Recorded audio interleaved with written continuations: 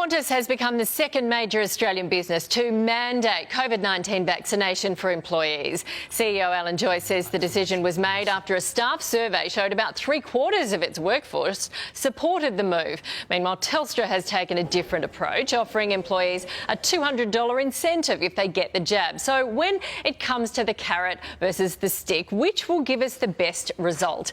Joining us now, ACTU Secretary Sally McManus. Morning to you. You met with the Attorney General and businesses yesterday. What did you come up with, the carrot or the stick?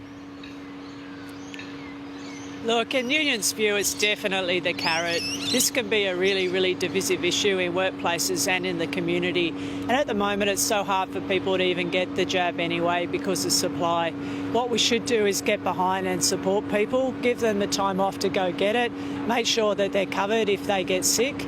All of those things we can do to support people. And I think if we did that, we'll probably get to a position of 80% anyway without having that division in our community and in our workplaces. So what about a frontline industry like Qantas? They're dealing with the public. They've done a survey. They say most people support it. And so now they're giving a deadline of November, the jab or the job. Look, whilst there might be an argument for some Qantas workers which are, directly and hopefully soon will be in contact with international travellers, doing a survey isn't consultation. Like, you should actually sit down and talk to people about what their concerns are. Just coming down with the big stick will mean that a whole lot of people are likely to solidify their views about being against getting a vaccine rather than keeping an open mind. But Sally, I think there's a lot that can be done to talk to people about. Sally, all the surveys say over 80% of Australians support vaccination. So isn't it about time we governed for the majority in this disaster? Well, that's exactly right. So why don't we just get behind Australians and support them to get the jab? And we can get there without employers mandating it. And that means that we avoid those divisive discussions. It means that we're actually supporting people.